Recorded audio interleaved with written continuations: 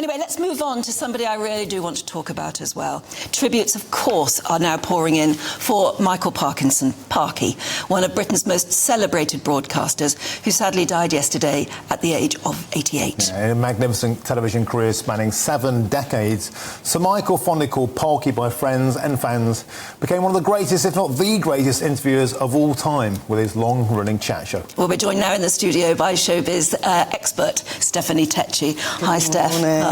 You look like a ray of sunshine. Well, we're not getting no sun outside, so I thought I'd bring it to the studio, even though we all naturally bring it. I'm devastated about Parky because I've interviewed him before, and he was one of my heroes, because when you think of the art of the interview, especially when you're interviewing celebrities, he had it naturally. And I'm so glad you're using the word interview. Yeah. Because what really annoys me, and I know a lot of the tabloid papers use the word chat, because it's a short one and it makes a good headline, but he did more than chat to people. No, it was an interview. I think chat gives it that whole showbiz thing, but there is an art to the interview, and there's an art to getting stuff from celebrities, which we saw him do over the past 7 decades.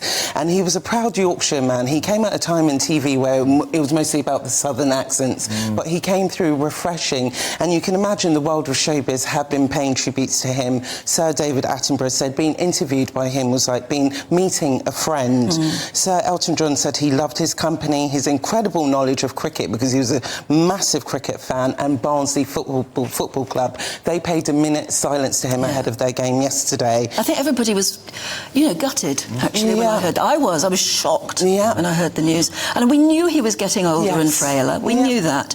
But there are when somebody's a national treasure, you never want to see them go. No, and he always has this, he always had this zest for life, because I always used to have to phone him because he wrote a few books towards the end of his life, and he was always friendly, and he was always still positive and optimistic about the new generation of journalists coming up. When I interviewed him, he said he had no regrets, but he did feel sorry for the new generation of journalists, because he says we've had all the best during our time. Yes, so I think he's right. And it's interesting how the word journalist is overused, but this is the guy who really worked the patch. I mean, locally on the local press, Manchester Guardian, and then Daily Express, then the Observer, then the Sunday Times, the sports correspondent. He always wrote left school with 2 O levels. Yes. That's all. He was a real working class lad. But a proper trained, grassroots journalist who put in all that shoe leather and hard work, had the common touch way before he got anywhere near a TV screen. Well, that's why respect is due to him, because I think sometimes you get a lot of these showbiz presenters who actually haven't gone through the journalism training, or haven't even spent time in a newspaper, so it's quite salacious and it's quite scandalous, where for him there was that pure passion for journalism, and even though he was interviewing celebrities, he still had that knack of asking the right questions and keeping them at ease. So common touch. Yeah. So, have you got a picture of you with him? Yes, I do, actually. So I think this was after an interview that I did when he was promoting his book with Muhammad Ali. So he even had the power to tame the tiger of Muhammad Ali. So I think we also have a picture and a view with Parky. Yeah, well, I knew Parky very well, as you can imagine, because I trained with him at TVAM when I was a young nothing. He was the older guy there and passed on all his wit and wisdom. He was wonderful. We met there when I was doing a radio programme.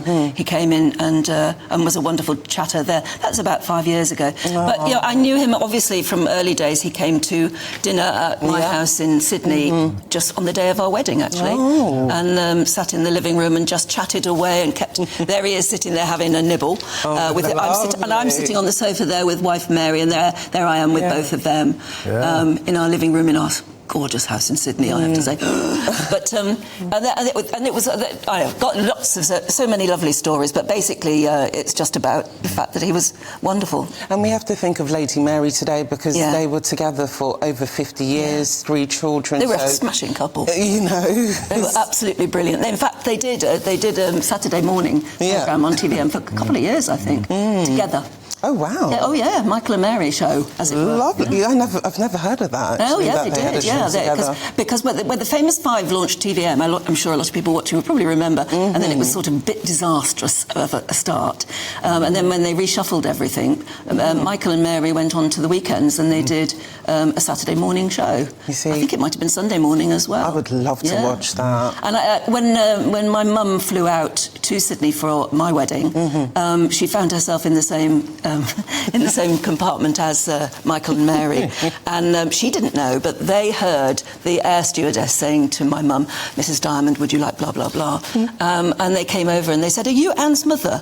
And she said, "Yeah." They said, "Come on up front with us and let's have a party." And when she got off the plane, she'll say, "Oh, you'll never guess who I just spent the entire 24-hour journey with." She had the most marvellous time because they were generous, both of them were, and lovely. And, you know, like, he did battle through prostate cancer, but the family have said he did pass away after a brief illness. Well, so. he was 88, I suppose, and as I say, we knew he was getting very frail. Yeah, but the whole family... Can you imagine? In one stage it might be nice, on the other it must be... Every single front page has got an enormous picture of him, and so many of the insides as well. You can't get away from the wonderful pictures of him today, and that must be, in a way, wonderful for them, but also very, very sad. And I think the stats are incredible. Over 2,000 interviews, 800 episodes. I can imagine whoever's at the BBC having to dig through those archives. There's just an incredible plethora of work. But if you start feeling sad, look at the interview with Emu.